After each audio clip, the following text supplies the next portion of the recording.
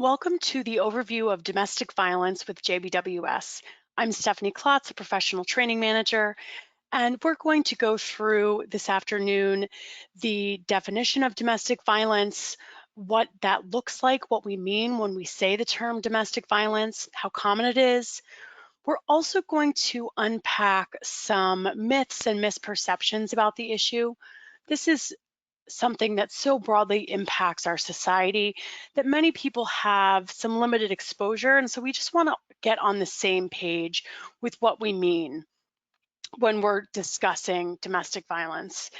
And then we're finally going to answer this question that most people have asked, including myself, back before I started doing this work. And many victims have heard and been asked, which is, why do victims stay?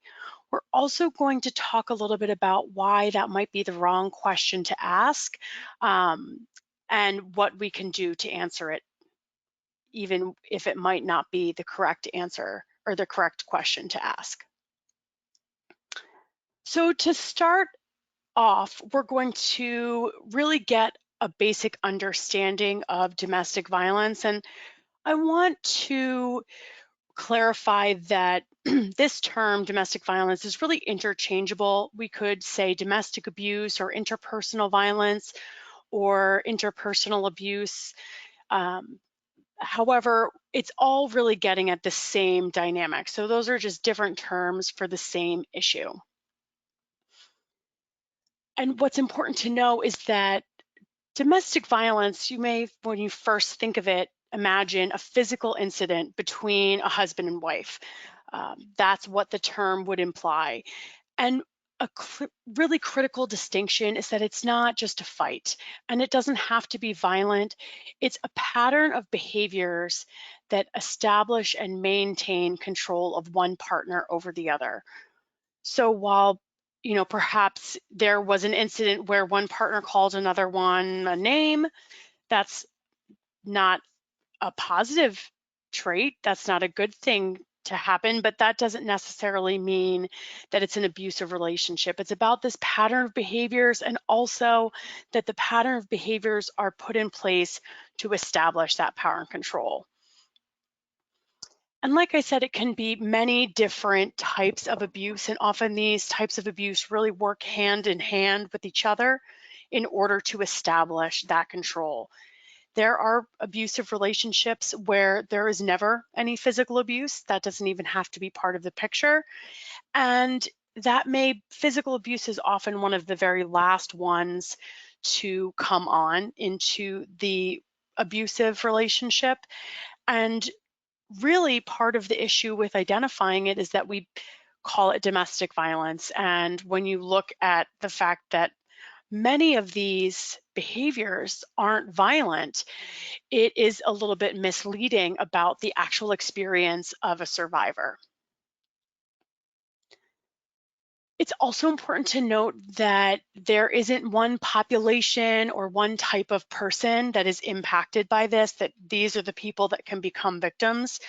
This issue is so widespread that there is no religion, gender, age group, socioeconomic group, area of the world where this dynamic doesn't exist. It can really happen to anyone, regardless of who they are and their background.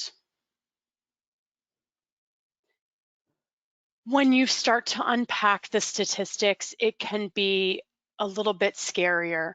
When you look nationally, we see 1 in 4 women and 1 in 7 men that have been severely physically or sexually assaulted by an intimate partner. And so that means that there is some form of injury that takes place, not just and I don't mean just in that behavior is okay, but a push wouldn't count in that description of a severe physical or sexual assault by an intimate partner.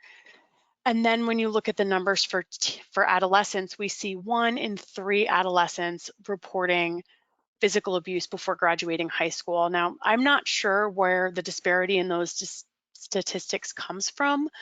We, do see that it's higher for adolescents. I'm not sure if that's because the definition has changed or if that age group is more comfortable reporting. We're not really sure, but we do know that that's what the numbers are showing, is 1 in 3 adolescents reporting that abuse before graduating high school. Looking here in the state of New Jersey, these are the incidents that are reported to the police, and then the police respond, and then they document that incident as domestic violence or as abuse.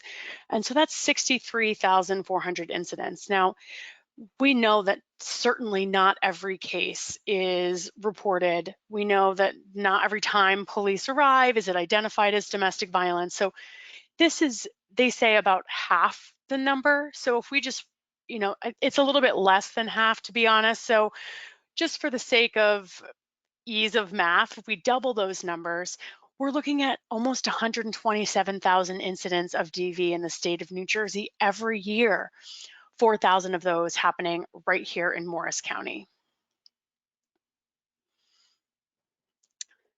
So now we're going to move on and talk about some myths and facts in relation to domestic violence. And these are issues that within the community, there is some dispute, even amongst clients. We may have some that don't know the right answer on this myth versus fact. So the first one, I want you to decide in your head what you think your response is before we go to the next slide, is that alcohol and substance abuse causes domestic violence. So get ready with your answer. What do you think? This one is a myth. And that's not to say that these issues are unrelated. It's just not what causes it. So certainly if someone is abusive to their partner and then they're heavily intoxicated, the partner's experience is going to be in a lot more danger, that their partner is more likely to be violent. They're more likely to be violent beyond perhaps their typical stopping point. We also know that a survivor using substances is more at risk because of their potential memory loss and other ways that they might be at risk of harming themselves. So, substance abuse doesn't cause domestic violence. We also know that lots of people use alcohol or substances and don't physically assault their partners or aren't abusive to their partners. And so if you are someone that's going to be abusive, it's going to increase the danger. It's going to turn the volume up, but it's not going to cause it. For a lot of survivors, that's their real experience, however. And so this is one that a lot of the survivors that I've worked with have said, this person was a jerk a lot of the time, but I was really scared. I was actually scared when they were under the influence. I thought I was really going to get hurt. And so that's their real experience, is that the harm, that fear, is caused by the substances, but it's really just taking that abuse to a different level. We also know that people that have been abusive to their partners and also struggled with substance use, when they're clean and sober, are still using abusive tactics. In fact, some survivors report that it was worse for them when their partner was clean and sober, because prior to that, they were coping with their stress by using substances and not using domestic violence. That leads us to our next one. What do we think? Stress causes domestic violence. So take a minute and answer in your head. Do you think this is true or false? Is it a myth or is it a fact? This one is also a myth, and for similar explanation to our substance abuse concept, is that it is a risk factor. It makes it more dangerous for a survivor to navigate the situation, because their partner is likely to be increasing their abuse, but it doesn't cause it. Certainly, I would imagine, someone that's been stressed, or maybe you yourself have been stressed. It doesn't cause you to be abusive. The next one is that DV is a poverty issue. So answer in your head, what do you think, myth or fact? And this one is another myth. And what we do know is that there is an issue with domestic violence all around the world. If you spin the globe and you land on green, they're having this dynamic there, regardless of race, ethnicity, religion, age, or socioeconomic status. None of those things really can predict domestic violence. This next one is one of our trickier ones, and it's that DV is an anger management issue, that someone that is experiencing domestic violence is doing so because their abusive partner has an anger management issue and can't manage their anger. This is another myth. And this one is one that we do a lot of education with our court systems on, one that is challenging for a lot of people, and that is for several reasons. One, that domestic violence looks like anger, and anger is a really great tool to gain control. We also know that the over 50% of the people that are abusive to their partner are only showing that side of themselves within the home and are often highly respected and have a lot of clout or social standing in their community and in their systems, and that it's a very different side of them they're showing at home. And so a lot of the time you'll see in the headlines a statement like, you know, husband kills wife, neighbors are shocked, right? And everyone's like, this is such a great guy. It's the coach of the soccer team. All these amazing kind of interactions with this person. How could this person kill their wife? They must have an anger management issue, right? It kind of is helping us wrap our brains around how someone that we might respect or hold in high regard could engage in that behavior. But the thing is that anger management is that someone is not able to control their anger. They get road rage. They get angry when their coffee is wrong. They get angry and yell at their boss and maybe lose their job because they literally cannot navigate that emotion, right? And domestic violence is actually the opposite of that. So a lot of times, these majority of people that are only abusive within their relationship are having those negative experiences throughout the day, and then using abuse against their partner to regain the feeling of power and control in their lives. And that's not to say you could have someone that has an anger management issue and also is abusive to their partner, but they're separate issues that need separate treatment. You know, we often see in a lot of court systems mandating 2 anger management classes. We're really fortunate here in Morris County that we've worked with our court system and judges to mandate anger to batters intervention. We have a great batters intervention program at JBWS through our JCNV program. And that is really the best intervention, not looking at someone that's not able to control their anger, but someone that's using that as a tool of power and control.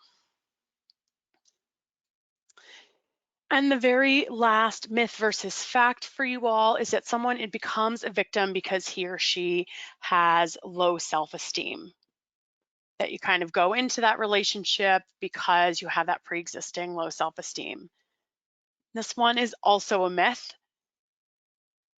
And that is because, really anyone can be a victim. I think I mentioned before that we want to find a way to, this is the type of person that it's going to happen to, and it helps us feel safe, right? That it couldn't happen to us because it has to be someone that came from an abusive home or has low self-esteem. And certainly those things can be risk factors for being able to navigate this kind of relationship safely, but someone with a high self-esteem can absolutely find themselves in an abusive relationship because it's slow and insidious and happens bit by bit. And a lot of the initial abuse and control can be in a covert way where someone perhaps doesn't really realize that their partner is establishing power and control and are in too deep by the time they're really recognizing what's going on. When we look at how to define domestic violence, this is the power and control wheel, and this is really the best model for looking at the issue. And so what you'll see here is that power and control is in the center. And that is because that is what all of these different tactics and behaviors are really looking to gain. And then you have kind of like 8 slices of pizza of different categories of tactics and tools, and then physical and sexual violence on the outside.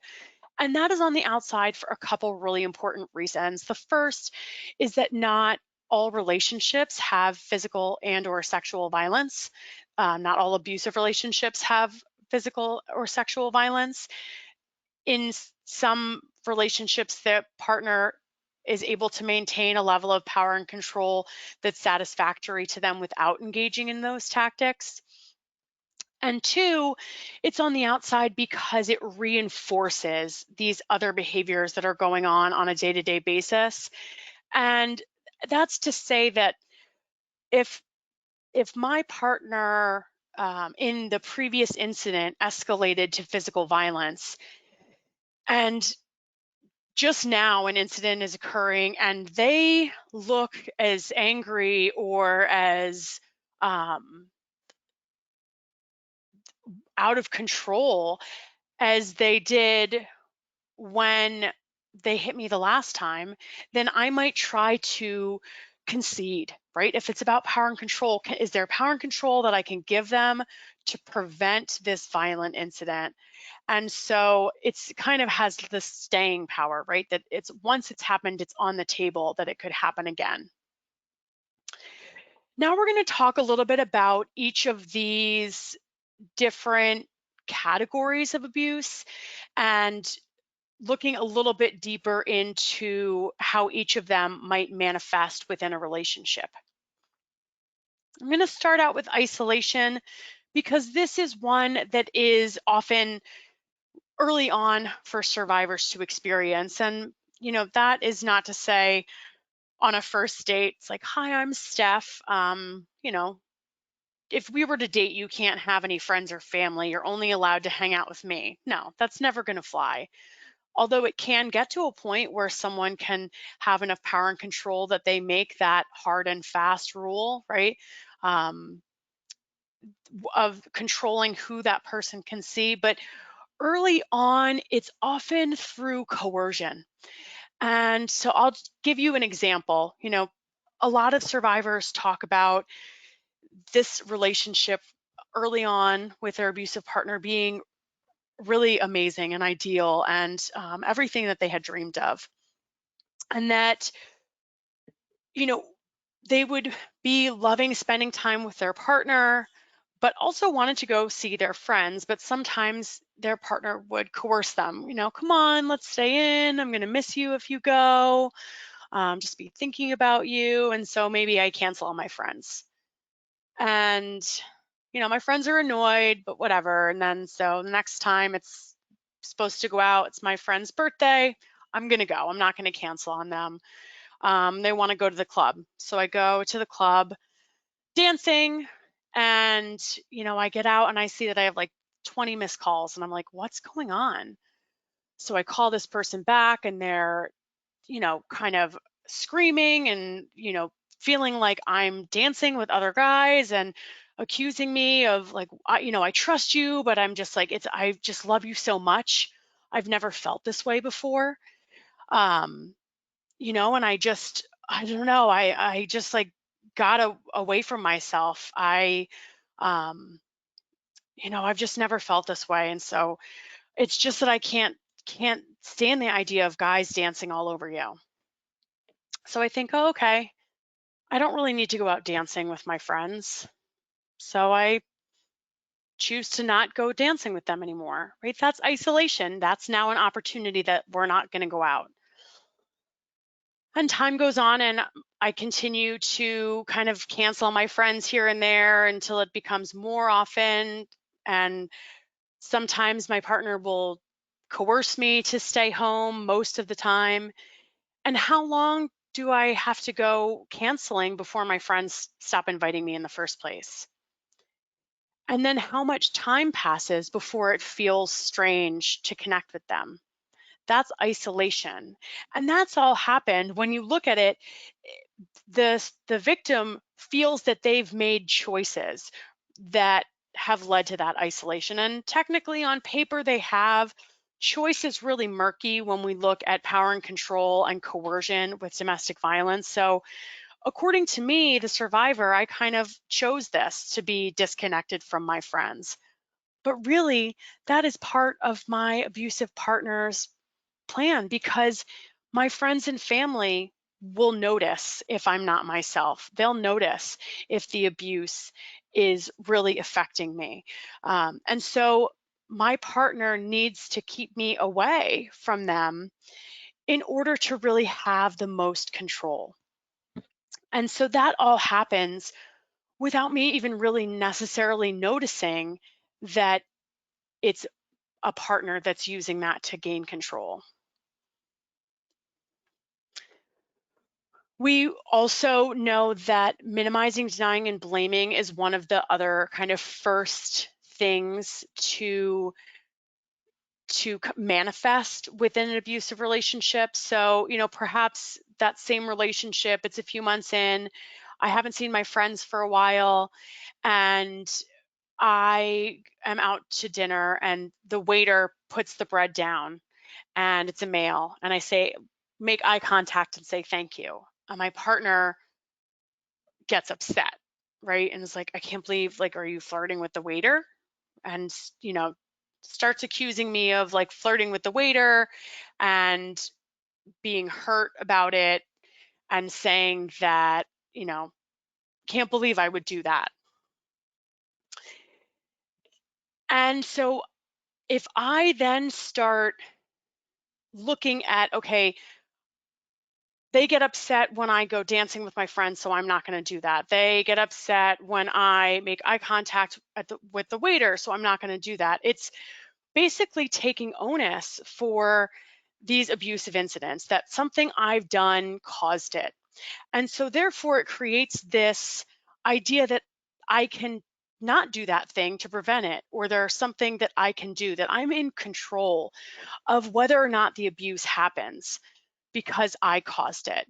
And that seems hard to wrap your brain around, but it's part of that whole coercion and tactic that the abusive partner is using to make it seem like everything in this relationship would be great except for, you know, you going dancing with your friends, or you making eye contact with the waiter, and saying that whatever I've done in response to those things isn't my fault, it's your fault for upsetting me.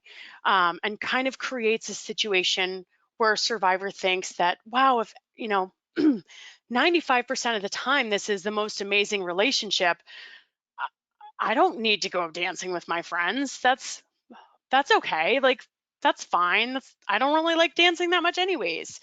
But I've, without even realizing, kind of taken on this idea that I can prevent the abuse by adjusting my behavior. Emotional abuse for survivors is the type of abuse that almost every client that I worked with discussed as the most difficult. They stated that, a physical mark, whether it's a bruise or a cut, it heals on its own. It also, there's a physical mark that can serve as validation that you've experienced something. If someone tears down my self-esteem and makes me think that I am not valuable or that I'm crazy or that I can't make a correct decision, then when I look in the mirror, I just see that negative picture of myself that this person has painted. And it's much harder to identify that you've been wronged or hurt.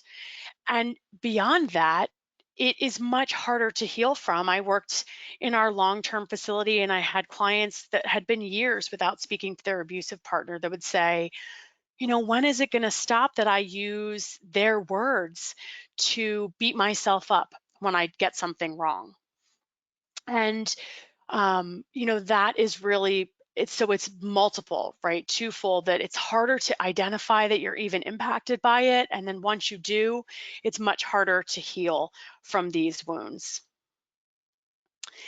It also is important to note that this idea of crazy making, gaslighting, the really convincing someone that their experiences aren't valid, right? So whether it's after an abusive incident, pretending like it never happened, that I just imagined it, or moving things around to make me think that I've not moved them around, so that if I think that I can't trust myself, I can't trust my own experience, then how am I going to navigate out of this abusive situation?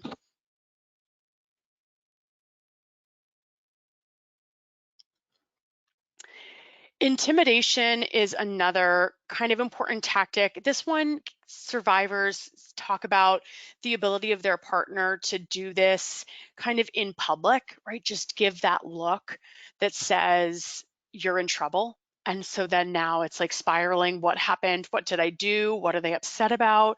What could it be? And then the entire time from that look until we get home, I'm just spiraling, just wondering what is going to happen and what this person thinks they saw, as another component of like psychological torture prior to the incident happening. It can also just be this displaying weapons. This is Dr. Phil's dining room, which was I'm still just in shock every time I see this photo. But just imagine the message that it sends if you're eating dinner with your abusive partner. Side note, I don't know whether or not Dr. Phil is abusive, but this picture doesn't really help. But imagine, let's say somebody else's home and we know that person is abusive. Imagine sitting across the the dining room table from them with this wall of assault rifles behind them. Um, and what message that sends, right? That at any time I could take your life, right? Any second if I decided to do that.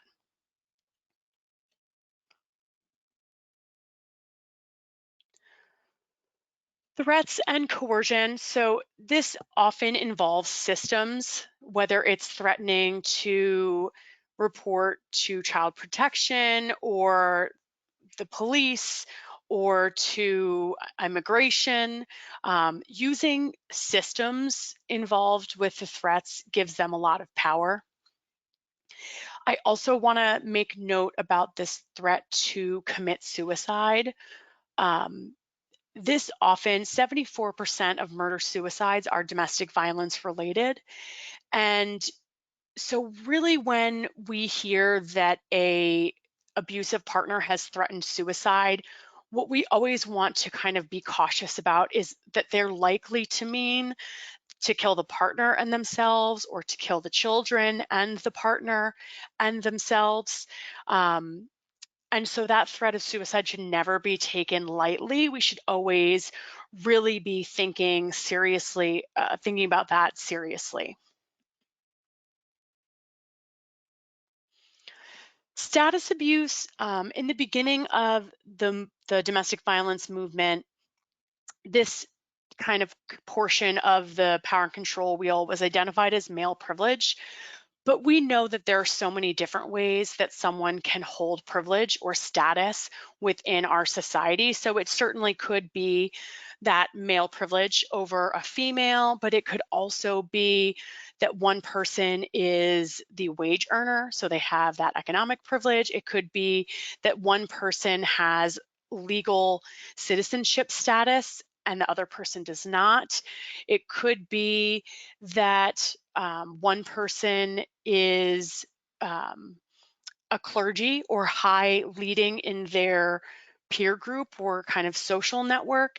And so any of that status can be used against the survivor as a part of that power and control.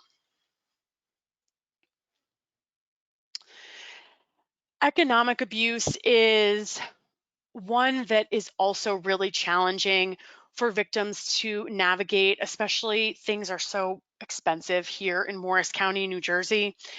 But this can look a couple different ways. So I think we often imagine that the person being abusive is the person that has the wages and they, give the victim an allowance or withhold the funds or withhold information about the funds, making the victim beg, for money.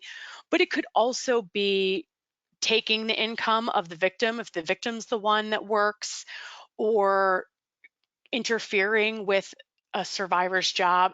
In a study, the last study done about the workplace and domestic violence, or one of the best studies, is from 2005. So it's a little bit long ago, but in that study, they found that about 50%, 57% of survivors that had been working during a domestic violence incident lost their job from whether it be their inability to go to work because of the abuse or their partner interfering with or showing up at their work because of the abuse. So really, that's another way that someone can interfere with economics.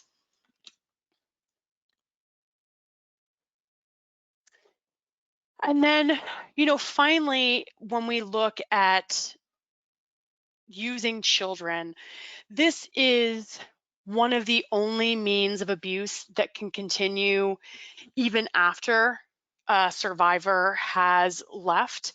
So while the children are in the home together, if the parents are together, it could be threatening to take the kids away. It could be using the children as a part of the abuse, right? Like, oh, doesn't mom sound like a dog when she talks to us? Or doesn't dad,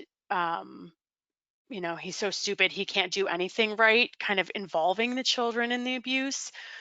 Or it could be post-separation, the children are one of the only things left for that for that abusive partner to use to gain control. And so it can be kind of relaying messages, or if the children have been involved in the abuse in the home, kind of using them as an extended arm of abuse.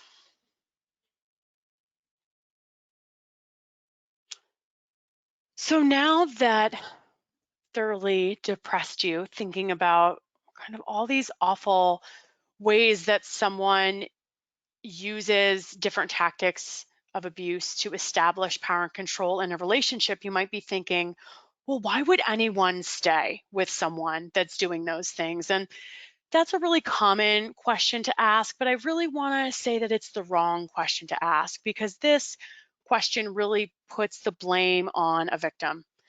If I am walking down the street in Morristown and I get assaulted, and I, live here in Morristown, and so then I'm walking down the street in Morristown and I get assaulted another time, are people like, well, why don't you just move? You should just not walk around, right? People aren't blaming me for getting stabbed out on the street. However, if I were to be assaulted in my own home multiple times, people might say that. So why isn't there that same onus of safety in my home, right? Why don't I deserve the same protection? Why is it my fault if it's the person in my home that's doing it versus the person outside my home that's doing it? So really a better question to ask is, Why does this person think it's okay to abuse their partner? Why do they feel the need to have power and control in a relationship and they're willing to do these things to keep it? Why don't they leave if the victim's so awful that they have to be this abusive to them? Beyond that, it also kind of negates that not everyone is on the same playing field. Not everyone has the same opportunities, economic or supports, economic or family supports. So there might be a lot of barriers to someone being able to leave. So a lot of reasons that this question is the wrong question to ask. But that being said, there's a lot of really great answers to this question. The number one answer is fear. The majority of people that are murdered due to domestic violence lose their lives after they leave the relationship. Actually, the most dangerous time for a survivor is when they're leaving and for a whole year afterwards, because domestic violence is about power and control. And when we don't have power and control, or we need to maintain it, we escalate. And that's a really normal human response that is subconscious. So if it's raining and I have an umbrella and a big gust of wind comes, I just naturally subconsciously hold tighter to my umbrella. I don't have to make a decision that I'm going to hold tighter on to my umbrella because the wind might pull it away. My subconscious does that because that's how you maintain control. You escalate the force that you're using. Another example would be if there's a small child kind of in the room running towards the electrical socket. They're going to stick the finger in the socket. Like, no, no, don't do that. If they keep running towards the socket, I'm going to get up, I'm going to take their hands and say, no, don't do that. I subconsciously, immediately, naturally escalate the force that I'm using to maintain power and control, which is extremely dangerous when we apply it to this type of situation. And so that fear is real. And without safety planning and connection to an agency like JBWS, victims are in more danger. Or all victims are in more danger when they leave, but that's why agencies like JBWS exist, is to help plan and navigate how to leave safely if that's what someone wants to do. There's also fear of the unknown, this idea that, navigating this abusive partner is bad, um, but living in a shelter might not be that great either. When we look at finances, it's difficult to live in Morris County with two incomes, let alone just one, or maybe no income and children to take care of. Perhaps your religious leader or your parents said, this is just what relationships are like. You need to work harder. That is how marriage works. I've had lots of survivors report that they've heard that type of thing from their parent or from their religious leader. And then this idea that people love their partners and they believe their partner's promises to change. I worked both in the Safe House and our transitional living program during my time at JBWS. And so I heard clients all along the spectrum. And sometimes people in Safe House would say to me, Steph, I love this person. We've built our life together. I love our community. We have children. I, I don't want to give up on this relationship. This person said that they're going to go to counseling, they're going to go to ACT, and they're going to change. All I want, is for my life without the abuse, right? It's like, like 90% of the time, or maybe 85% of the time, things are really good. It's just when it's not good, it's really scary. And, if I could just have my life without that abuse, that would be the best. And I love this person, and they said they're going to try, and I want to try for my family. And I don't think that it's wrong for someone to be in that place. It's not wrong for someone to want that. I don't know if it's going to happen, but it's their right to choose that for their journey, and it's their right to explore that and have that choice. Because it's kind of like how a celebrity is either too fat or too thin. Um, Either you didn't give your relationship enough of a chance, or you you stayed too long, right? Why didn't you just leave the first time there was an abusive incident? Um, so really, it's if someone wants to give their family another chance, that's their choice, right? And then on the opposite end of the spectrum, part of the reason that I transitioned to doing training is because when I was just 23 years old, I had a client say to me, Steph, I would have left 18 years ago if I had just known that there was a place to go. And to think my whole life, this person, it wasn't that they wanted to give it another chance. It wasn't that they felt religiously obligated or felt felt like they, were afraid to leave. It's just that they didn't know that there was a place that they could go to get support. So when I look at these reasons, I think of them more as not reasons that someone is staying, but more maybe barriers to them leaving if that's what they want to do, barriers to them understanding that their situation is domestic violence. Because, I can hike up a really high mountain if I can go at my own speed, but if you put hurdles and I have to jump over them and I have to run, I'm never going to make it. Never going to make it. But if we can give someone information about what domestic violence is and let them know it's not their fault, and explore how to do a safety plan and look at some economic barriers, and get counseling for the children and help them navigate all that and remove those barriers, then someone might have a chance to be able to leave safely if that's what they want to do. Like I said, leaving's the most dangerous time, so it's not always going to be the right thing. But that being said, just to think about this idea of reframing, instead of why doesn't someone just leave, into wow, what are all the barriers that are in their way of understanding their situation or being able to leave if they want to.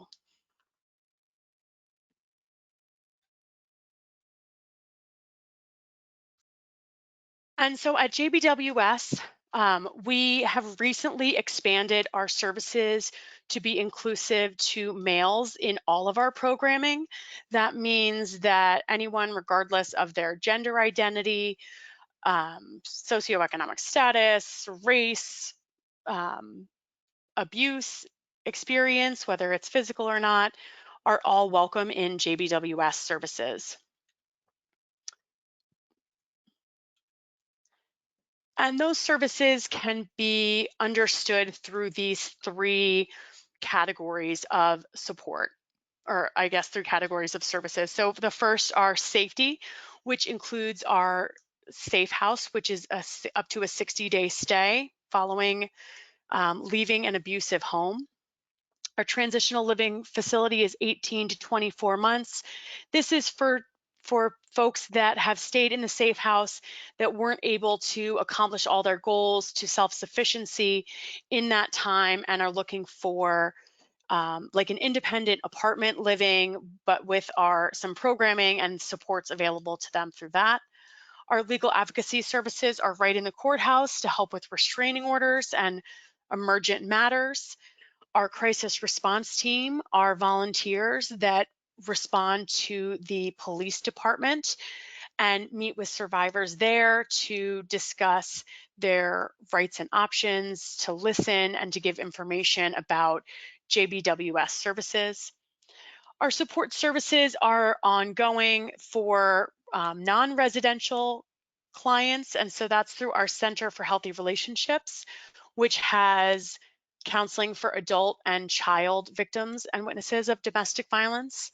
Our Jersey Center for Nonviolence, which has programs for people that have used force in their relationships, because in order to end domestic violence, we need to hold those accountable that are causing the problem. And so that is a multitude of different services that work with all different ages and genders of people that are using force in their relationships. The Morris Family Justice Center is our kind of one-stop shop for survivors, where they can meet with a domestic violence advocate, complete a needs assessment, do some safety planning, understand their criminal and family legal rights and options, pursue counseling with a sexual assault center if that is a component of their story, and really just one place where they can access a multitude of services to diminish running around to connect to those services. And then finally, our solutions for abuse are our education programs, which include our teen dating violence prevention, which speaks to students in middle and high school as well as colleges, specialized training for professionals like law enforcement, DCP&P, school professionals, medical personnel, and community education, which is any group, club, church, community that you're a part of. We can come speak and provide some education about domestic violence, because we know that the more people that are aware and understand the dynamics and how to help someone that has been hurt by domestic violence, the better and safer all victims are. You can connect to any of those services by calling our 24-hour helpline at 1-877-ARE-YOU-ABUSED. And if you know someone that needs to access our deaf or hard of hearing line, they can text 973-314-4192. If you have a teen or young adult that has dating abuse issues and they're seeking counseling, you can also connect to 973-267-7520, extension 136. I hope that you've enjoyed this webinar, and I look forward to having you join us in ones in the future.